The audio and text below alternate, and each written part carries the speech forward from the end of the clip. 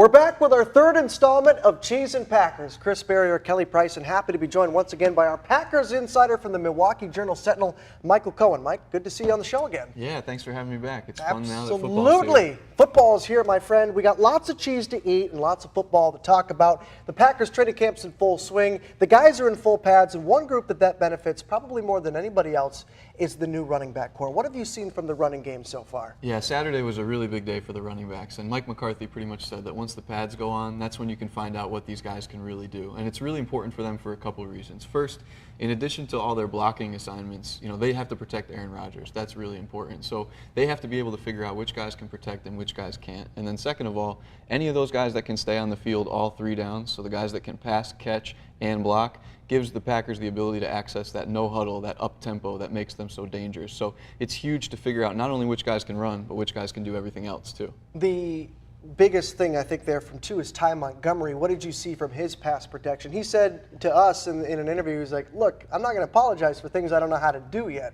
Is he there? Is he ready for that role? No, he's not ready yet, and that's going to be something to watch, especially in the exhibition games. This is a guy that was basically thrown in the fire partway through the season last year when Eddie Lacy and James Starks had injury problems. So he's really doing this for the very first time, and I think he took 5 reps in the pass protection drill, and 3 of them were not very pretty to look at. So this is a guy that has some strides to make and some improvements to make, and to his credit, he knows that that's the case, and he's not necessarily going to be defensive about it. Another key on offense is going to be the tight end group. Obviously, that's a group that's gone through a lot of changes this offseason. They add Martellus Bennett and Lance Kendricks, so that top trio looks a lot different. 21 years of combined experience, though. What have you seen from them, or what are you expecting to see from them throughout camp? So this gives the Packers offense a totally different dimension. And it's not to say that they didn't have tight ends that were capable in the past, but the fact that they have 3 guys that all have sort of 3 distinct skill sets allows Mike McCarthy to have a lot more freedom. So you look at Martellus Bennett. He's a great receiver, but he's also the best blocker and arguably the best blocking tight end in the league. So that's a huge asset there. Lance Kendricks is a guy that can line up all over the formation. He can line up in the slot. He can line up in the backfield as a fullback, or he can be that traditional tight end. And then Richard Rodgers has tremendous hands, and so he's a guy that's not going to beat you with athleticism necessarily, but if you get down into the red zone and you need a catch in tight spaces, the tight ends coach Brian Angelicchio says Rodgers' hands are tremendous. That's great. A guy like Martellus Bennett, sharp guy, perhaps as sharp as this Wisconsin sharp cheddar that we see here. One thing, there was a brief scare the other day in practice. Marty fell down in a non-contact drill, held his ankle a little bit, he got up, hobbled off, had it taped up.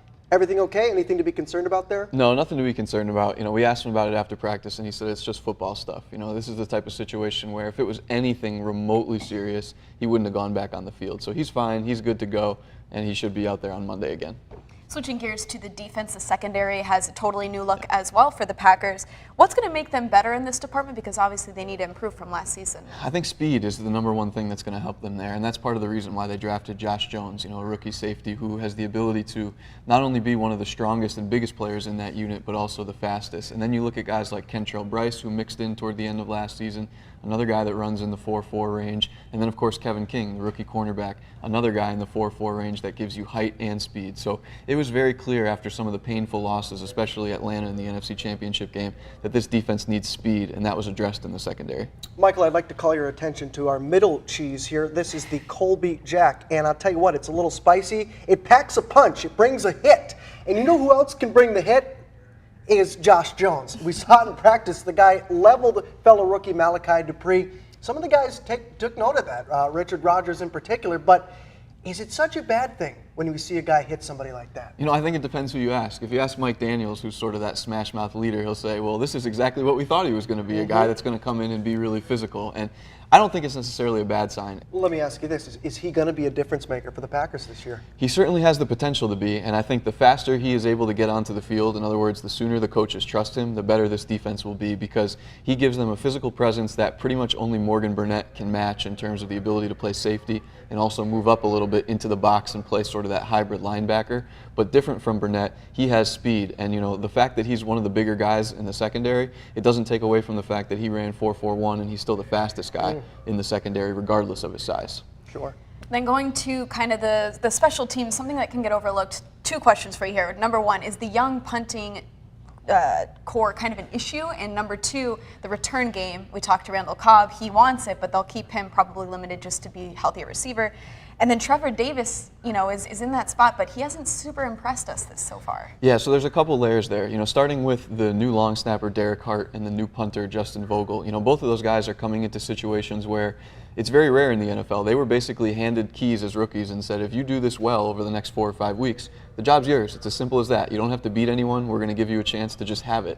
And so I think Vogel's performed pretty well, and Hart has performed adamantly as well. So I think so far those guys are off to good starts. And then you look at the return game, Micah Hyde was the guy that handled a lot of the punt returns for the Packers over the last 3-4 years. And so now they're looking at Trevor Davis versus Randall Cobb. I think if the Packers had their druthers, they would really like Trevor Davis to win that job, not only because he's a little bit faster than Cobb, but also because he's less important to the offense than Cobb is, like you mentioned, Kelly.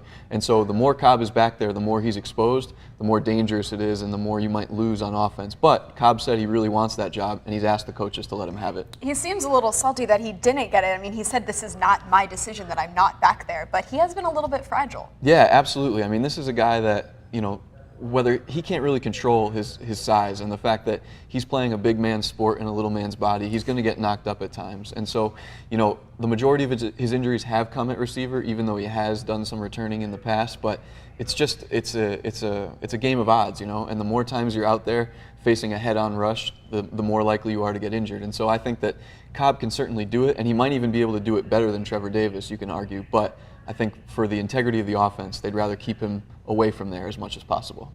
Moving forward, first week is in the books, orientation kind of complete. What do we want to see now moving into the second week of training camp? Yeah, so there's various checkpoints along the way that Mike McCarthy and his staff use as benchmarks for certain days they want to get certain things accomplished by. And you look at the exhibition games, of course. In the past, there was the cut down to 75, and one of the key ones is family night. It might sound silly because it is just a practice, but Saturday night when the Packers go into Lambeau Field for their big practice in front of 75,000 people, it's a huge chance for them to evaluate the younger guys and look at their composure and see how they handle a big stage with lots of lights, with screaming fans, because up until this point it's been a very isolated environment where they install the plays, they go through the playbook. Now it's applying that in a quote-unquote game-like setting where you have all the distractions that can possibly get in the way. It's a fun time to be in Green Bay. Football is back. There's lots to talk about, and we still got lots of cheese to eat. Michael, thanks so much for joining us, and please help yourself to some cheese.